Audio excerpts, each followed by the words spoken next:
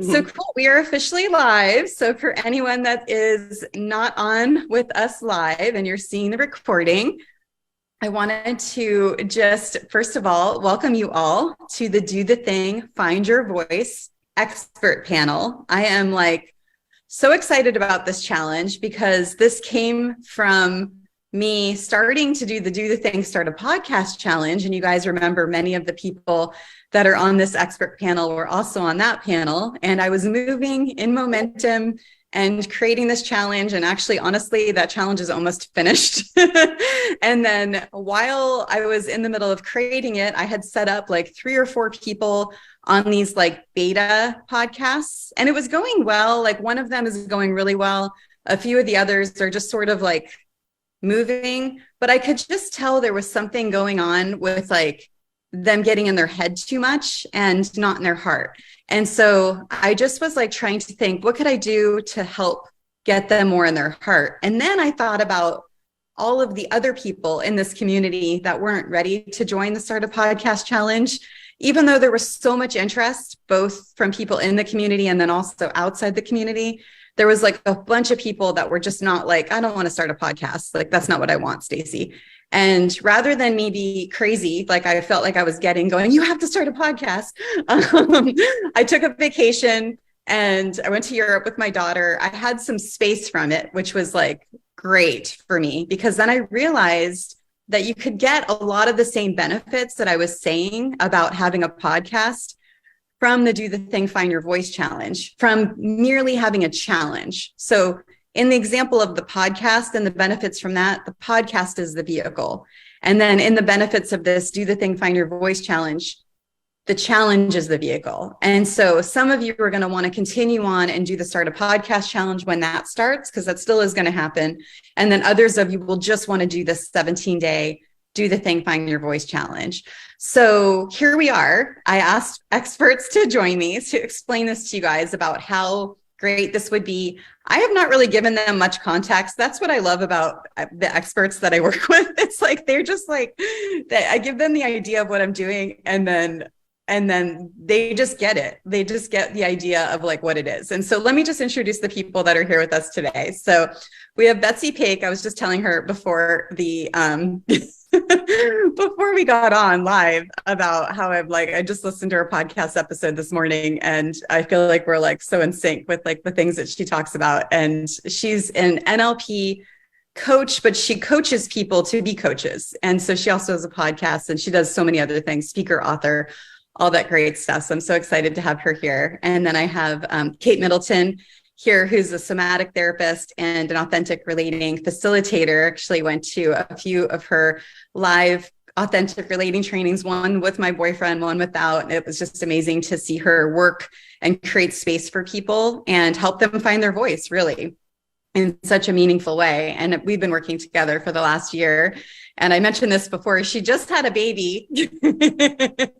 So we have baby love in the room. So I'm feeling this new thing going on. I'm excited. And then we have Dr. Nancy De Andrade, who you guys are very familiar with. I've had her on a lot, and she's my personal holistic coach, and she's a retired psychologist, and just is really good at getting you to get aligned with your true self and bringing the best out of you so you could move in any direction that you want. And then we have Gregory Benedict, who we crossed paths for a totally perfect purpose. When I met him, he's the president of one of the Toastmaster clubs that I'm involved with. And he said something, which I'm most likely going to make you repeat it because you say it so much better than me.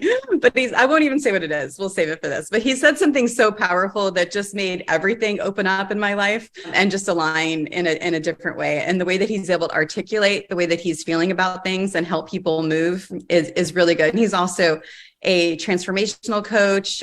He works with companies and employees to help them also bring out the best in them. And he also has a podcast as well called Dare to Dream. So, and then we have Niyama Shang, who we crossed paths recently as well. And I just love the way that he's able to speak to how your differences make such an impact in the world. And, because a lot of people, when they're different or unique, or they have different abilities, they might look at it as being a negative, right? But to actually be able to use that as your power and your gift to the world, to me is it's like there's so much beauty and there's so much strength in that. And so I'm just so glad you guys are here. And thank you so much for like just understanding my need to pivot with this thing. And now we're creating this new thing, while we still have the other thing not having been done yet. But I think you totally got it. And so that was my first thing. I just wanted to thank you guys for being here.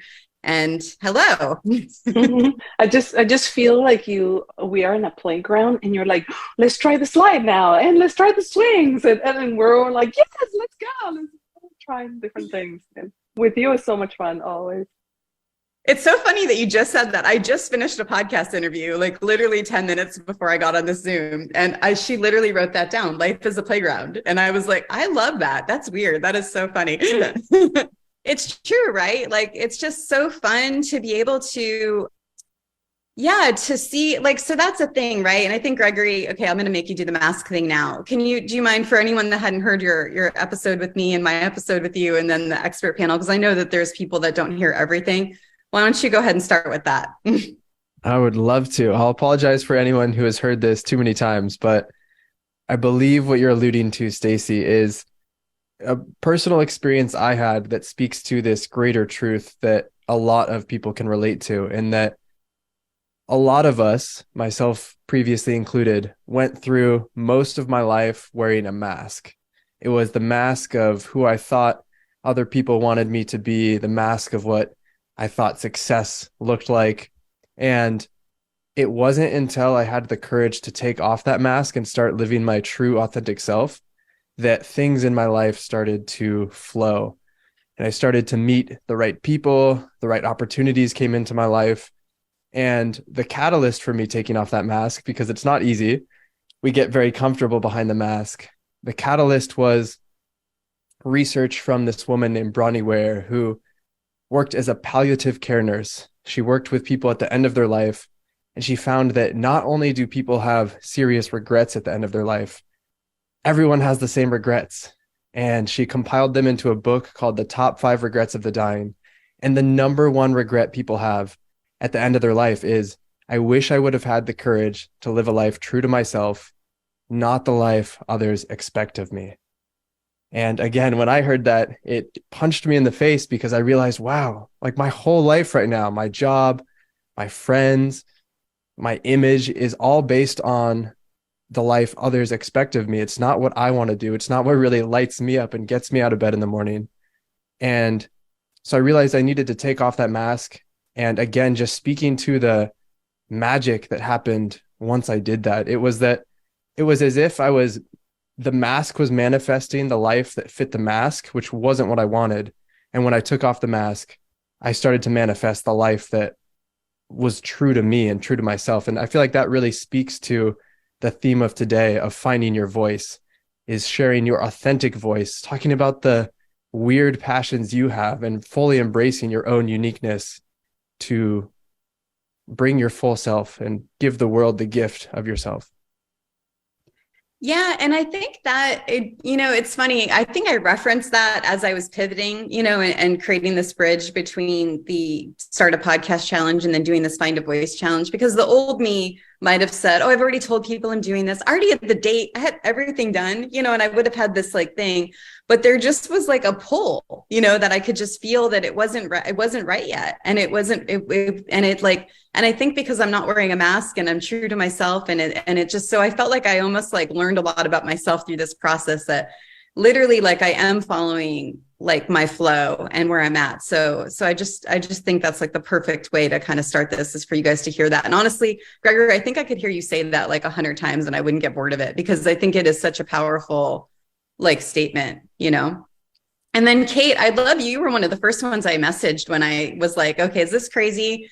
And me doing this Find a Voice Challenge. I'd love you to share, and I don't know if you remember exactly what you said, so feel free to just say it now, but what your thoughts are now of us having this bridge for people to find their voice through just a more simpler way, not having to do, something else. Yeah, great. I have no idea what I said originally, so let's kind of start fresh. But I love this idea, because to me, it really is more playful and exploratory, this finding your voice. the podcast, I think, is amazing and might come a few steps down the line once you've had the opportunity to get a little messy and to try out different things and to find literally your own tone, your own sound, your own volume, and how you want to show up in that way. And I will add in, because of my current life experience right now, I have a 3-week-old baby, and she is literally learning to find her voice. And I was thinking of this from a developmental perspective and from a somatic perspective, that the process of finding the voice, it is one of just making sounds and screaming or cooing and seeing what kind of a response that you get from hearing your own voice and from others responding to it. So I've been thinking that this is a perfect opportunity for yes, tools and practices, but also for just going back to your organic intelligence, your bodily knowing of feeling from the inside what your voice is to you. Yeah, and I'm really glad you said that, because the Finding Your Voice challenge also is going to be, and actually, sorry, let me add something, because Niyam and I have talked about this, where like the really cool thing about being able to say things out loud and say things with other people is you're literally co-creating it as it happens. And so I had just done an exit interview with Chrissy Palmer, who's in the group, on the dating challenge. And it was amazing. We were able to talk about the Find Your Voice challenge. And I realized it is about finding your voice and the volume and how you want to speak to the world, but it's also about really finding your inner voice. And, and the more that I've been speaking it out loud and talking to people, the more I've been really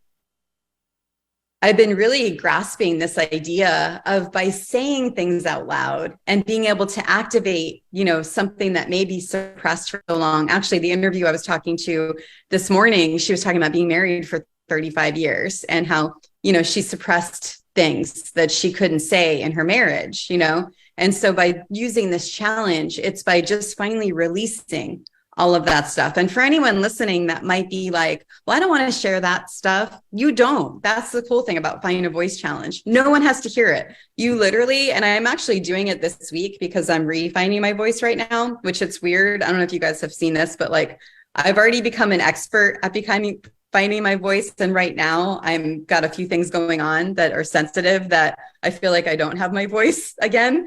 And so now I'm like using the skills that like I'm teaching again, but it's working, which is great. And I think there's something at play that's like, making me have to go through this again. but anyway, I literally have message after message, on my phone to myself. And I will most likely delete them all. I don't think I'll ever share any of these because it's just me expressing. Some of them are venting voice notes, some of them are dreams, and it's just, anyway, so that's just that. And so Betsy, I'd love to hear from you because I was listening to your podcast this morning and you spoke a lot about that noise from like everyone else, and like how sometimes you just want to like block out the noise and like your strategies for that. And I know you talk about journaling, and this is another form of journaling, where it's like so let me give you guys an example. I'm going to be giving them, it's going to be 17 days. Every day they're going to get a dare. And that dare is going to be basically like a prompt. And a prompt could be like record a venting voice note. One of them is actually let your inner Karen out, in the voice note, and then there's going to be other stuff too. Like what's your dream day and what do you hope for yourself? So it's just going to be all different kinds of things, but I'd love to hear from you because I liked the way you were able to talk about, and feel free to, it doesn't have to be exactly, I'm totally putting you guys on the spot with like, tell me the exact thing that you said that resonated with me. But yeah, like when you get to clear out the other people's voices and being able to hear yourself, that type of thing. Yeah, I always think of this as like having a moment where I have an intention to listen into myself. And I think that moment of saying my intention right now is to do this, to make it clear. And I like to imagine that Betsy, the version of you that you know as Betsy, right? That version of me that's really been created by like my parents' hopes and dreams and their values and their beliefs for my life and what my teachers thought and all of those people that were important to me. I take that version of Betsy and I like to just imagine that I put her in another room And I just shut the door. I can go back and visit if I need to, but I just shut the door. And then what am I left with? That feeling of what I'm left with. And I like to use the sound. I call it an organic sound, but usually it's the dishwasher. And I don't think that really classifies as organic, but like in my environment, a sound. And I just concentrate on that sound. And then I notice like what comes up, what is this? What is left? And sometimes it's like a really great thought, right? Something that really helps guide me, a solution to a problem, right? And sometimes it's something that I kind of recall from my past, or something that it is a stumbling block I wasn't aware of. And when I get that story, I go, oh, like there's my gift from this time of sitting with myself to say, this story from Betsy that's in the other room, it's stopping you from hearing me all the time. And then later on, I can heal that story, right? But I think it's just a matter of having an intention to separate this personality of you to this thing of you that is like your soul and this deeper part. That's how it shows up for me. Something that started coming up as everybody was sharing was when we were growing up, most of us were not really heard. It was more like, yeah, you don't know what you're talking about, or like, quiet, kids are not to be seen or heard. A lot of us developed with not our voices not really being heard, not even by ourselves. And I like the idea of you recording, because what you're doing is witnessing yourself. You don't have to have someone else witness your emotions and witness what you're experiencing. You are witnessing yourself, and that's strong enough. And the more that you witness yourself, and the more that you listen to yourself, and the more you hold that for yourself, the more your intuition starts kicking in, actually. The more you start listening to that inner voice, the intuition, and you start trusting that more. Because you're not listening to outside of you for feedback, you're listening to inside. And so part of doing this challenge is, in finding your own voice, you're also finding the truth inside of you, the guidance, that, the North Star, and that will guide you to the outcome. If it's finding the perfect partner, or, the business, or the flow, or connection, or whatever it is, I think that's a great step to start, finding your voice, for sure. Yeah. And what's coming alive for me is, with the witnessing yourself, is a lot of people don't have that skill to be someone's witness. Kate, I'm using your language, to like hold space for someone, so if you're venting, or you're doing something, or even your dream, you're telling them your dream, there's going to be some feedback that you're getting from them. But when you're just doing it into your phone, it's like those thoughts are all yours. You're not taking anyone else's. And I'm not saying like it's not fine to share with other people. It is fine, but it's like there's something really true when you push record. And Niyama, this is kind of feeling like, because I know you talk about this idea of just push record. Like, what do you think the power of that is? Because yes, they could speak it out loud, right? But there's something about like pressing record that makes you like talk more. Yeah, I'll speak to that. I think, and then there's something else that needs to come out for me. I can feel it right now. I think the first thing right now, I'm very much in the place of like what I call like the ownership axiom, which is like everything that you've ever done in life and ever will do has value. It's up to you to take that in and to create and to make something with that. And I think that there's something about like hitting the aspect of record that also shows like, hey, what it is that comes out of me is not just a ramble. It's not a throwaway. It's not something like, it's valuable. I may not know what I will do with it later on. It may not be something that I can see exactly where it needs to go. I may not even like it. I might write it. It has the value for this moment. And I know that I did it and I've journaled it. And then like you said, Stacey, like I'll probably just delete all of it.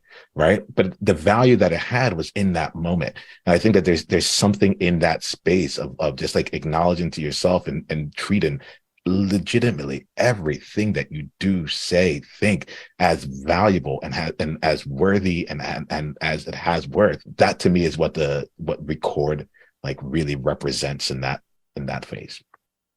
I'm going to go along with this here because there's something that there are two things you said that really like stuck with me throughout this conversation. I realized that like, oh, I need to get out my head here. So let me get that out. The first one here is like when I thought about when I heard about like the Find Your Voice challenge, what came to me was this was one word that came in, which was like free your voice.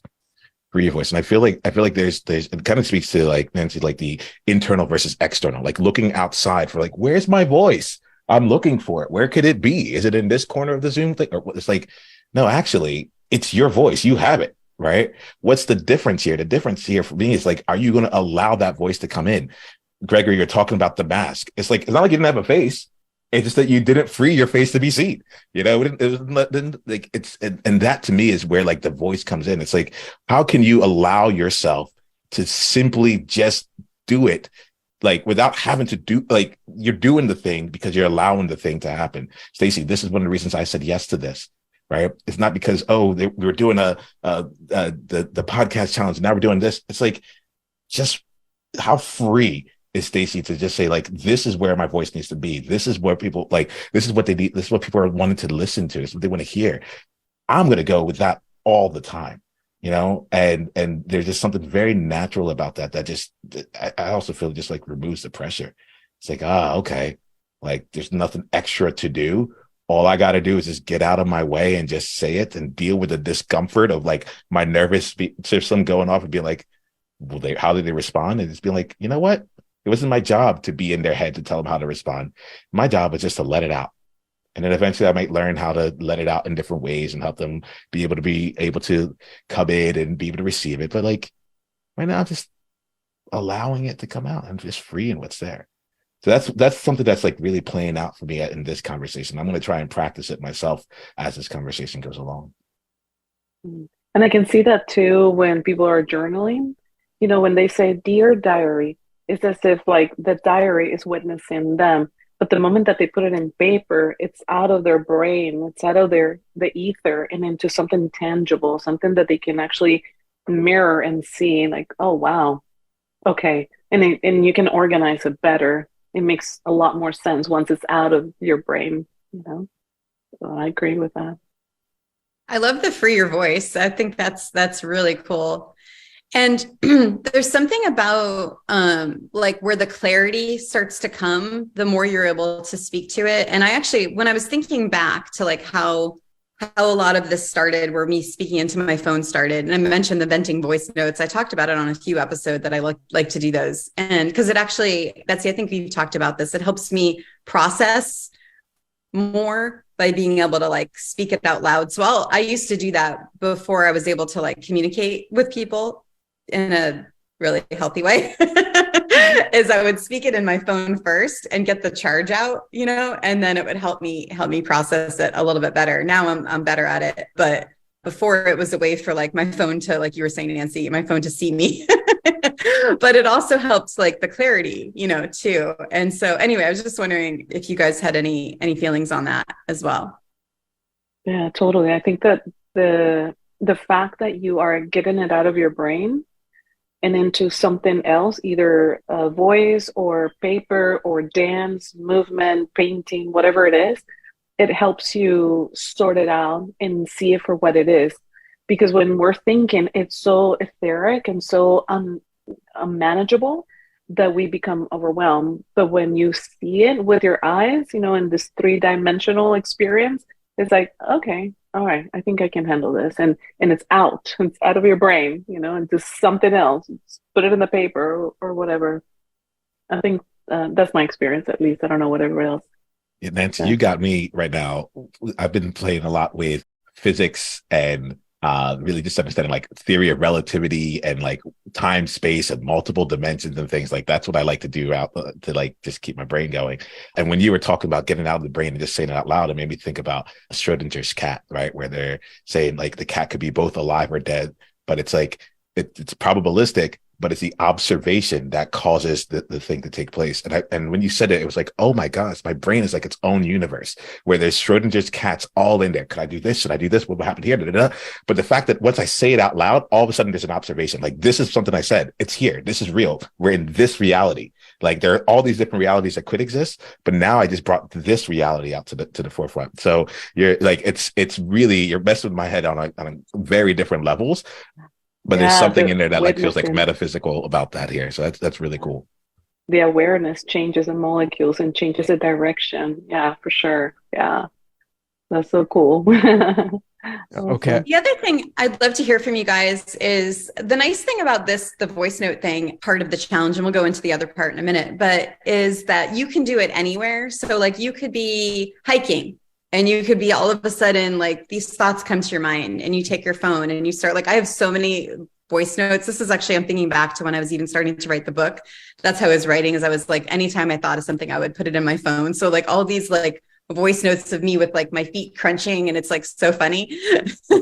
And so like you could be hiking, you could be riding your, like right after you're done with your, I remember because I read the Peloton, so as soon as I was done with the Peloton, or actually sometimes I'd hear the trainer in the background, I'd be like blah blah blah blah blah blah. And so, or you could be in your car, whatever it is, and or you could be at home and have a meditative practice that you're doing before it doesn't really matter. It's but you also get to kind of notice where you kind of like are able to feel this, like where like when it's coming to you. And I think there's something really powerful in that too. I'd love to hear what you guys think about that as well. One of the things I was going to say is I think that that these ideas or things or like our real self can come to us when we're not busy doing other things. That's why it comes to us when we're hiking or when we're driving, when we're in the shower. It's like times where our unconscious mind is just taking over and there's nothing left for us to do, right? And so then those like thoughts can come up because we're creating space for it. And so I think you're really smart to be thinking about like capturing those times, because I know for me, I'll go, oh, I'll remember that later, but like we never really do, you know? And so I think that's huge. The other thing I wanted to say is, you know, the double slit experiment, right? With quantum, thinking quantumly, like things change when you look at them. And that's science. So if you are having thoughts and you're not really looking at them, are they different than the thoughts if you explore them and you pause and you record them or write them down? Like, how does it change? And how do you change? How does that actually change the trajectory of everything? And we think it's a really small thing that I'm hiking and I'm recording this 20-second thing, but does that actually change everything? I need to hop in on that. I love that. It's that if you're having those thoughts and you're having that inner voice speak to you and you're not expressing it, I do think that it gets in the way. And Niyama, you said something that I'm sitting with of like my face was there under the mask. I just needed to take the mask off. I was getting in my own way. And it really makes me think of one of my favorite quotes of all time. It's by Neil Gaiman. And he says that the moment you feel that just possibly you're walking down the street naked, exposing too much of your heart and your mind and what exists on the inside, showing too much of yourself, that's the moment you may be starting to get it right. Whoa. And I feel like that really speaks to finding your voice and sharing your voice. I used to say this thing all the time where we all have this example where a thought pops into your mind. Like you find out that a coworker's grandma passed away and you're like, oh, I should send him a text. Like, just like, hey, I'm really sorry to hear this. I hope you're okay. I'm here for you. But then your intellect gets involved and you're like, well, you don't know that coworker very well. They're going to think you're weird for reaching out. And so often I feel like I have thoughts and ideas that come from my heart. And before they can come up and be spoken into existence, my mind comes down and clamps it down. And what I'm just sitting with on this call is that your voice is in between your heart and your head. And so let it speak, like from the heart up to your voice. Don't let the head get in the way. I want to touch upon the walking while recording. It's really interesting how intuitive you were processing things, Stacey, because when we go into a thought that triggers us, we go into this tunnel vision. The sympathetic nervous system gets activated and we go into fight or flight. And so all of the memories, everything comes flooding, and the amygdala gets activated, and the emotions, everything gets all convoluted, and we can't distinguish between reality and a past experience, a past trauma. And when you are walking, what you're doing is sort of rewiring the brain into, instead of hyper focus on one thing, you are opening your peripheral vision and looking outside of you, around you, sort of forcing your body to, or your nervous system to get out of fight or flight. And you're activating the parasympathetic nervous system. And of course, because you are breathing hard, you're also activating the vagus nerve. All of that is processing whatever triggers an emotion and is grounding you into this present moment, stepping into the ground hard. You can still hear the crunching. You are stepping into this moment, realizing that whatever was bothering you was not necessarily what is in the present moment. So providing a lot more clarity once you bring everything and record it and you hear it is like, I am here now. I am now here and I am safe now. So finding your voice is part of understanding that your voice is of 2023, not your voice of when you were 12 or 15 or whatever happened in the past. Is the person that I am now, the woman that I am now, the man that I am now. So yeah, great process. Kate, do you want to add to that before I move on? Yeah, and this might be in a slightly different direction, but something I'd like to bring in, because it can be such a limiting factor or restrictive factor in finding or freeing your voice, is wanting to get it right, or thinking that you need to be totally articulate, have an impressive vocabulary, sound right, correct, like an authority on whatever you're talking about, in order for it to be true to you or your authentic voice. And I'm all for the messy fumbling. And I believe everything we're talking about here is a pathway back to your authentic voice, or your inner voice, your truth. And whether that's freeing it or simply locating it, like figuring out where it actually lives in you, that it comes with getting it wrong from time to time. And so by voicing things out loud or writing them down, you have an opportunity to check back in for, is that actually the right fit? But you have to feel into it. You have to be willing to hear what you've been saying or listen to yourself, and then tune into, is that actually true? Or am I just saying something for the sake of it sounding good or being the right thing, or some sort of censored form of my truth? And so that's what I'd like to bring in here, this expressing outward and then being able to take it back in, and using an authentic filter of sorts to gauge, like, oh, is this actually what I'm wanting to express or say right now? Or is it something else? And can I actually go back and scratch that out and rearrange it in a way that maybe doesn't sound so clear, or it's full of pause, or it's a lot slower than you might think is right? And I would love to hear what you guys think would be good for some dares. So I mentioned a few of the dares that I had planned, which was the venting voice note or letting your inner Karen out.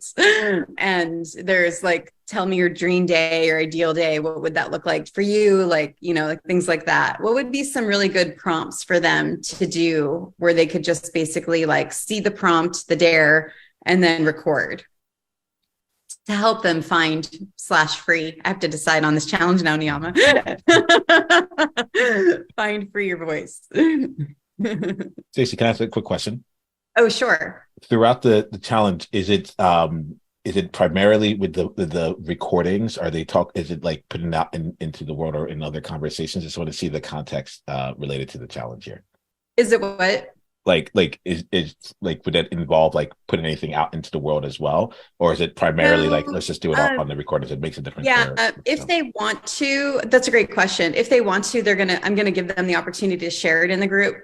So if it is something, because sometimes you'll record something, you'll be like, wow, like that was actually a really good thought. I actually wished I didn't delete all my past voice notes, because it would have been cool to hear them now. And actually it would have been cool to share some of them, now, but I did, even my scrunching feet as I'm hiking and stuff. And then the breathing, but yeah, but they don't have to, but they're welcome to. So they're going to be basically, once they do a dare, it'll be like hashtag dare one.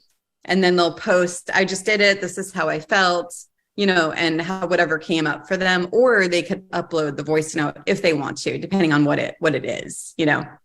Awesome. Yeah. So one of the things that comes to mind just based on that is just even what you were just saying right there, where it's like, I actually just uploaded a whole lot of my past things. I had like 7 gigs worth of voice notes on my phone. I was like, let's clear out some space.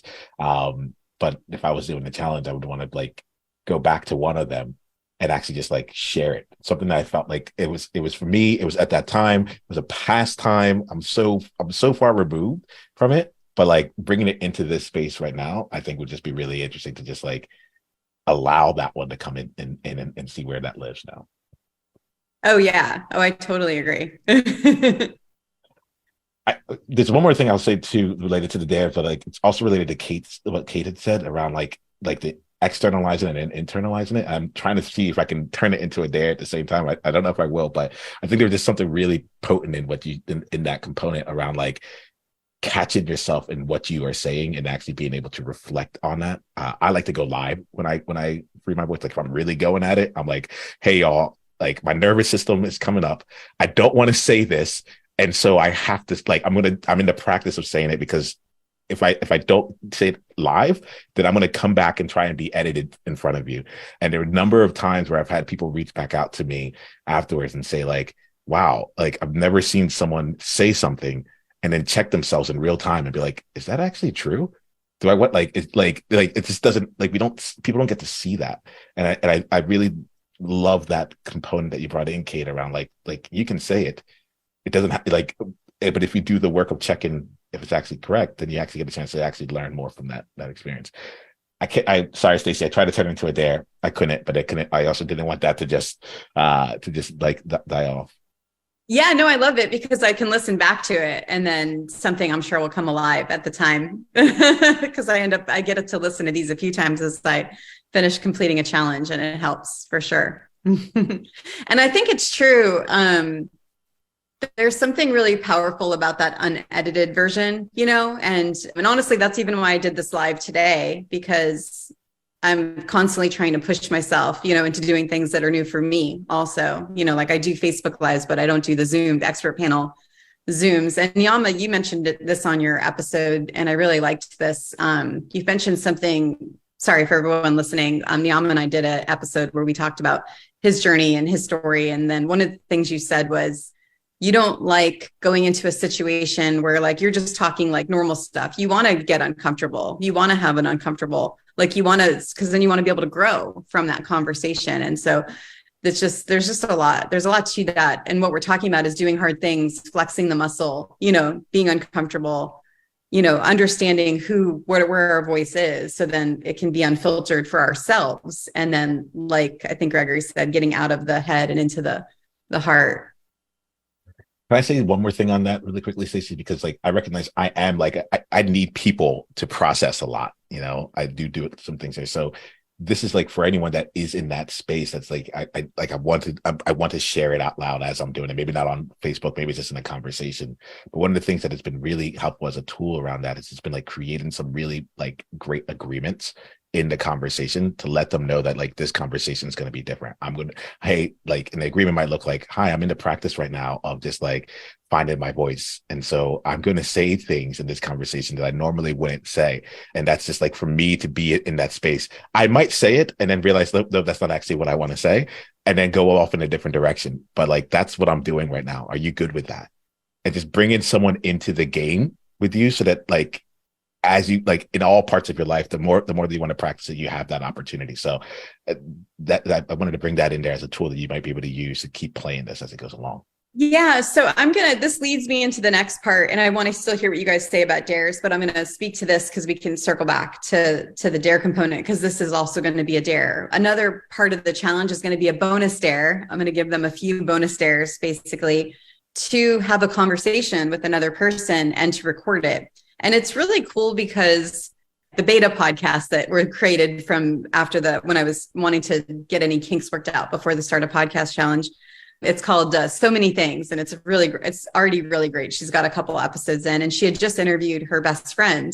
And I know her best friend. Her best friend helps run some of the challenges that I've done. And then I've known her in the entrepreneur community, and I've seen her on other people's podcasts. And then I've also had her on mine a few times.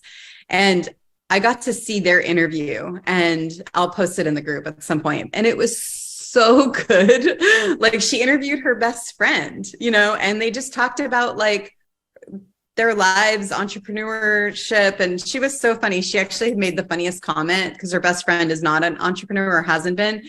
And she said, like, before I met you, I used to think, and sorry, I'm going to say, well, I mean, it's fine. Said entrepreneurship was like more of a douchebag kind of or thing for douchebags or something. And I thought it was like hysterical the way that she was able to like say what she really felt, because someone that is an entrepreneur may have no idea what someone else's perception of it is, and it just created this like really fun, entertaining space. And I had messaged her after just saying, oh my gosh, I learned so much about her, like her best friend. And she was like, honestly, so did I. Like, I learned more about her doing this interview than I have. And anyway, that just came alive, because what you were saying, Niyama, it's like almost like you get to set this context through this challenge of having a conversation with someone and having it be different, because you're doing it for the challenge. The challenge is the vehicle, and it's going to be recorded. And so that will be a bonus dare, because I know not everyone's going to be excited about it, but there will be bonus dares saying like, interview someone that you want to learn something from, or interview someone that you're intimidated by, or interview your best friend. And it'll be like different things that they could choose from. And so I'd love to hear what you guys think, if you have, before we move on from the dare component, if there's any other ideas that you have for dares. It's going to be 17 days. Every day is a new dare. The conversation with someone, that will be a bonus dare. So that'll be just something extra that they could do if they want to. And that's basically just a recorded conversation. Stacey, I have a question first. Nyama, you want to go? I will go after you, Gregory. Thank you. Okay. Sorry to cut you off. For the interview someone that they are intimidated by, do they tell the person that they're interviewing that, hey, you intimidate me, and we're going to record this? Or is it, you don't have to say that? Because I feel like that would change things. That's a great question. I hadn't thought about it. Do you think it's like good for them to do either one? Because I mean, I think they could either say it or they don't have to. They could say like, oh, that could be a fun way to get the challenge. It could, or the recording is just to say like, I have in my challenge, I'm supposed to interview someone that intimidates me, and you intimidate me, so I'd love to interview you. Like, I just think that would be so cool. And then, but they also don't have to. It's pretty much like open to, to what the person feels comfortable with. Yeah, I think that would open up a lot of fun conversation topics and questions if you stated that, but probably doesn't have to be a have to. Yeah. And then speaking of getting uncomfortable, what came to mind when you were talking about dares, it's something I've done via a journaling practice before, but I think it would be really powerful as like a voice memo to yourself. It's, imagine that you find out you only have 3 months or 6 months. You can pick your time frame. You only have this set finite period of time to live. Who are the people that you need to say things to, and what would you say to them? Ooh. Really freeing the voice and getting it out there. Yeah, that's interesting. And then that just reminds me of something. I think it was you, Niyama, when we did the expert panel for the podcast. It was like, yes, it was you. It was like, who would you want to say something to, but you can't? That might be a good one too. That just reminded me of that one also, because a lot of times we have people in our life that we want to say something to, but they can't hear it, and then just by being able to free that, it's liberating. Anyway, Betsy, were you? Yeah, I was going to say, I heard Jesse Exler say something like years ago about about time. And what he said basically, like, as I relate it to my own life, is like, my dad is in his 80s. My best friends from high school still live in Vermont, where I grew up, and I live in Atlanta. And if I think about them, I see them like, I don't know, every 5 years, right? So my dad's in his 80s. I'm probably going to live till I'm in my 80s, say. So let's say I have 30 years left, right? So that means I'm only going to see these girlfriends like 6 more times in my life. Like I don't have 30 years with them. I have 6 more times. And then to say, is that enough? Like, is that enough? So can I evaluate, like a challenge could be to evaluate the relationships that are important to you and say, how much time do you think you have in this, like with this frame? And is it enough? And if it's not, what are you going to do different? So good. I want to add a dare, and this could vary. I know many people don't say what they want or what they need in even small situations. Like I have a friend who her son was served the food at a restaurant super late and she said nothing. You know, the server came with the bill perfectly fine and she said nothing. And her husband was like, excuse me, you should take this off the bill because it was extremely late and whatever. And my friend was like, no, let's stay quiet. Let's not say anything. And so that sort of, she has learned to shut her own voice down and people please and not create any noise and just be invisible. And so I would say that at times we tend to do that in small or big ways. So maybe a dare would be to say what you want to say and not worry about what people are going to say or judgment or whatever. You don't have to be aggressive, but you can be kind. You can say yes or you can say no, but something like asking for what you need or speaking your truth. And the problem that happens when you speak your truth and you're not used to that is that you feel so guilty. You get the guilt hangover and you're like, I shouldn't have said, and you're just ruminating. So showing a lot of compassion after you speak your truth, showing part of the getting yourself out there is also showing up for yourself after and giving compassion to yourself. So something to that effect. What do you guys think would be a good way for them to approach the person for the bonus dare on being able to ask them to be interviewed by them for this challenge? And specifically thinking now also, because I just changed the identity of the group to do the thing singles, which again, this challenge, you guys listening on the podcast, you could take on what we're saying for you as well. But in terms of the community that's going to be in the challenge, they're going to be people that are single and re-identifying who they are and what that means to them. And so I was actually almost thinking I could kind of add a component for them to like interview someone that you meet out, you know, and add a little bit of a riskier component to it if they want to, if they choose to take that part of the challenge. It's like what you did at in Europe. You were like, okay, let me interview this complete strangers in the street. So maybe that's an awesome way to speak up. Yeah, that's a good point. Just so everyone knows, I went to Europe with my daughter and I'd asked her if she was open to me doing some of the do the thing stuff there while we were traveling, and she could record it. And she had said, yeah, that's fine. So the last day and a half we were there, we're like literally standing in front of the Eiffel Tower and the Louvre. And then we went to London and we did stuff there, and basically just stopping people and asking them what something they've been proud of doing and a few more questions. And it was so crazy and so cool.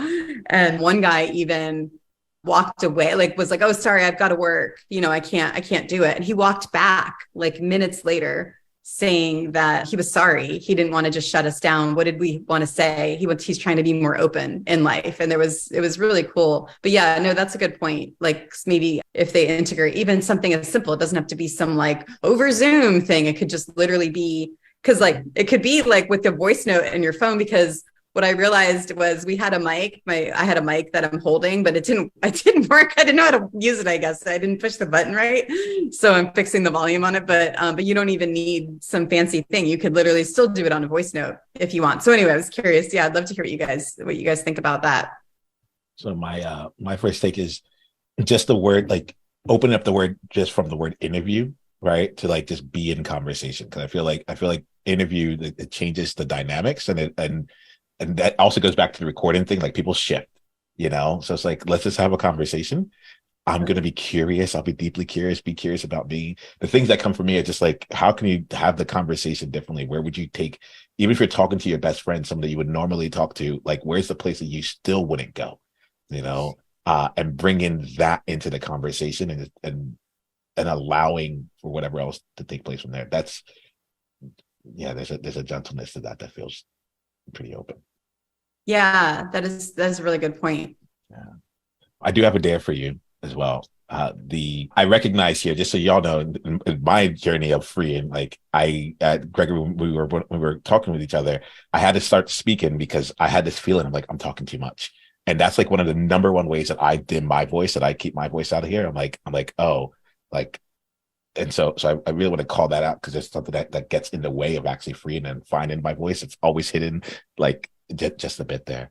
What was coming to me though, Stacey, is this idea of like maybe on day 17 or day 18, inviting the people who've done the challenge into a space like this, where they get a chance to they found it, like, and they just get to talk and a bit on the spot, and but like, and my thing would be like, if they choose to say yes to they commit to speaking up during the conversation at least once.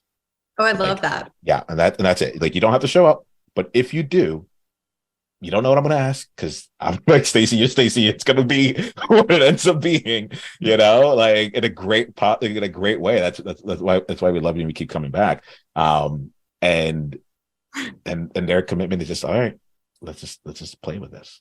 Yeah, and going back to the playground thing, right? It's like really just kind of finding that curiosity in the playground. And I love the change of the word interview to conversation. I think that's a really good thing. For sure. And what do you guys think as far as like good questions to get them to get started with that? Because I'm really excited about that idea, if they're going to take the bonus dare idea of them being able to have conversation with someone and record it. What do you think would be a way for them to almost like challenge them? I mean, challenging themselves is going to be for them to just ask the person, number one, the person either is going to say yes or no. So that's a challenge. Number two is going to be actually recording it, and then so just giving them a little bit of a safety net to know like how to kind of get that started. Just curious if you guys have thoughts on that too. What's your question specifically? Like how to, for them, what to say to the person that they want to interview and record? Yeah. Yeah. I mean, I think that in itself, and I guess that's what you're saying, that in itself is the noodling through, like, what's the authentic version of me? How do they approach somebody to make this happen? Right. So, I mean, I want to say everybody's going to have to take that moment to say, how am I going to, what feels right to me to interact with somebody? Because what feels right to me is going to be different than somebody else.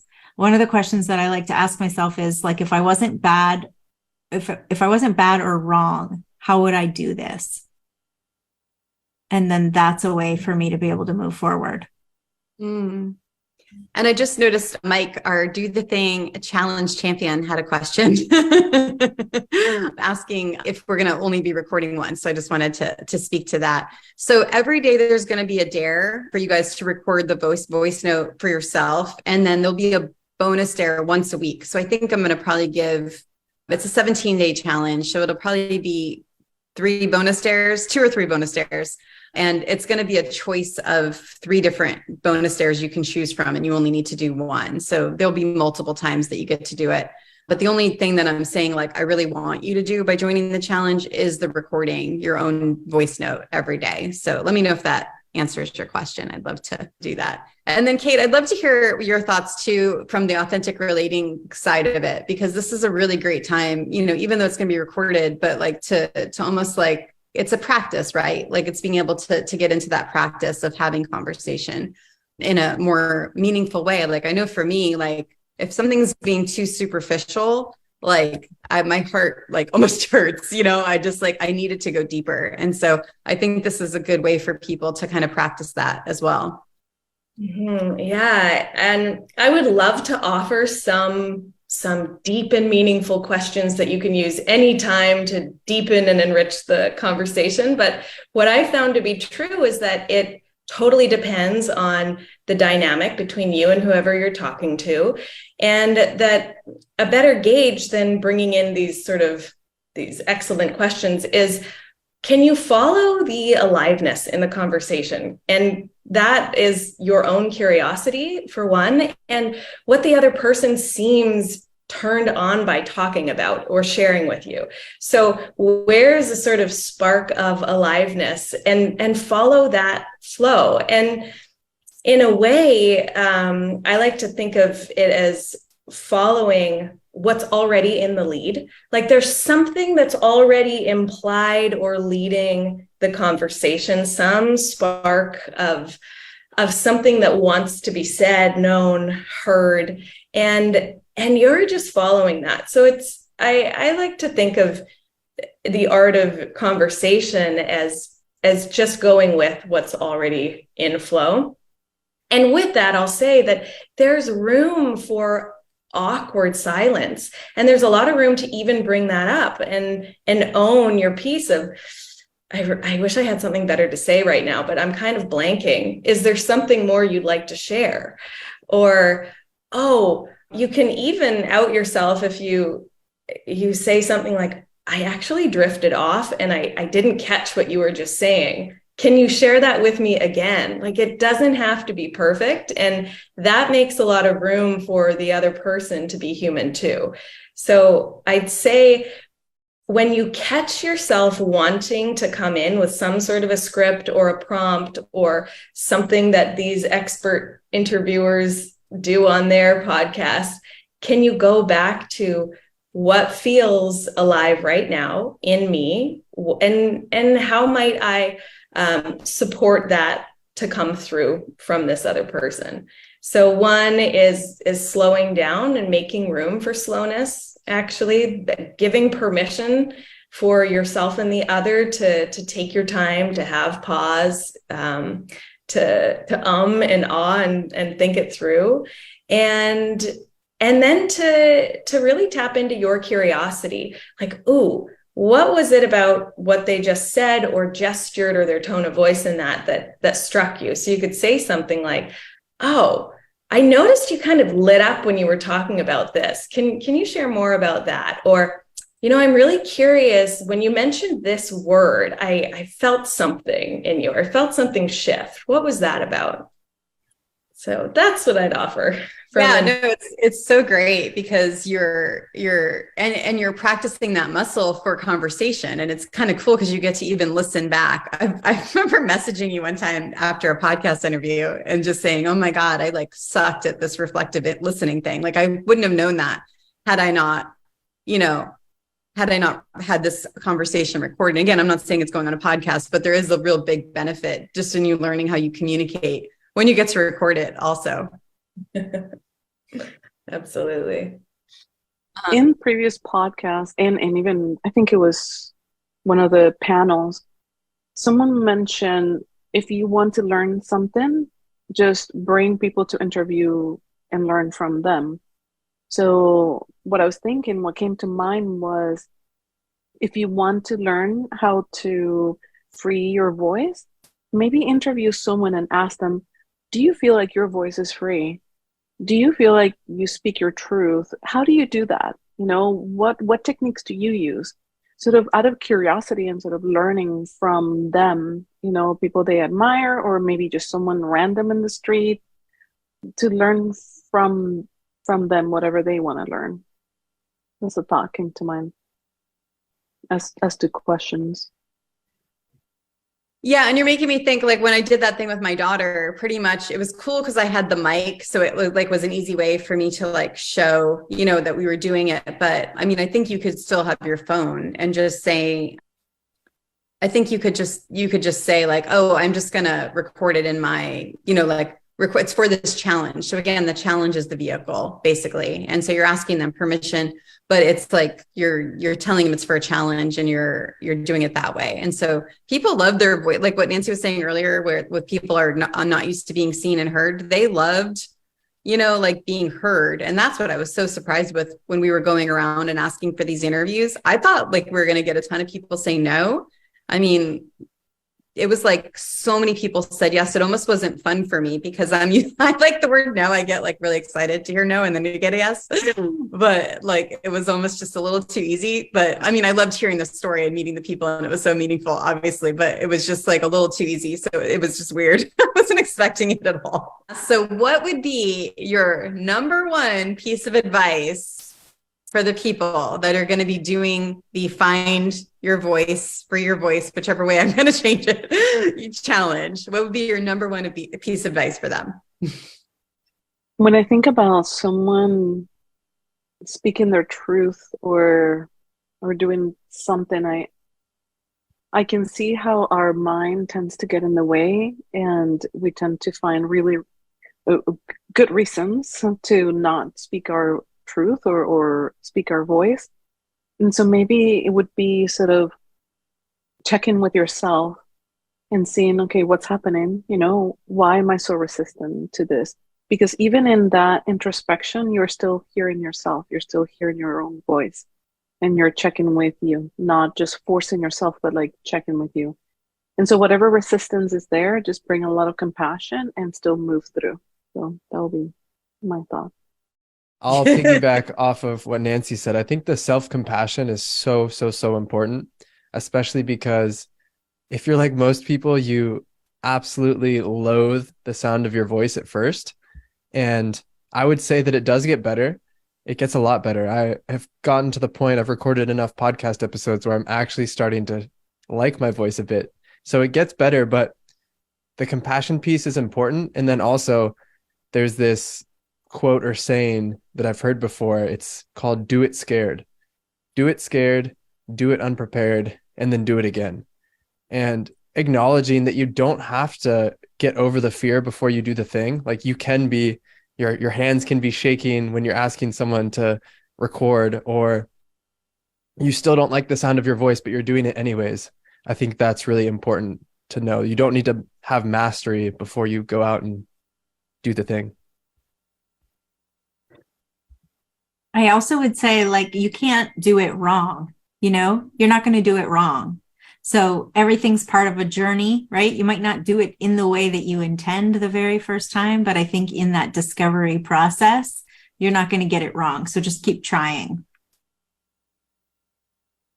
Yeah, and I'll jump in and offer that there's probably somewhere, some place, or some people who you do feel like you can bring your authentic voice, or you do feel like you're in touch with your voice. So I'd say start there. Where is that? Is that alone in the middle of the woods for you, or is it at a community gathering?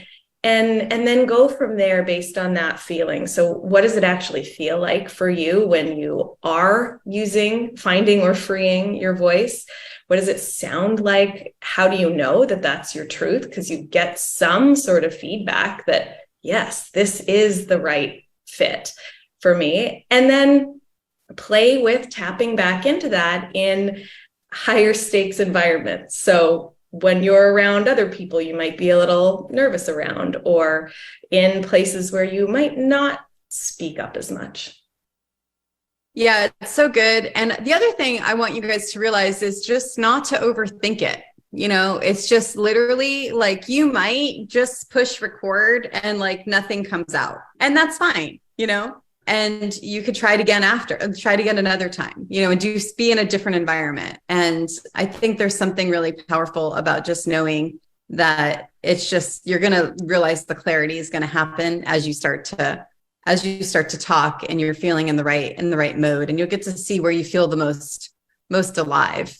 So I'm really excited to have you guys on this expert panel with me. I'm excited to have those of you that are joining us on the Do the Thing, Find Your Voice challenge. I think it's going to be a really amazing experience. I like that it's a mini sprint. It's only 17 days. I mean, we could do anything for 17 days. And I like that you're going to have opportunities to stretch yourself even further. And then you also have opportunities to not. So you get to choose your own adventure with this challenge. And so just continually, doing things that stretch you out of your comfort zone, get to know yourself better, and really find what makes you feel alive. And that's really what my what my goal is. And then for those of you that want to start a podcast when this is over, then that offer will be there as well. And so I'm also excited about that. But those of you that don't, you don't have to, and you don't have to like, just feel good about that and just know that the challenge was exactly what it needed to be for you. And so you could feel good about that as well. So, okay. So before we close, anyone want to add anything else?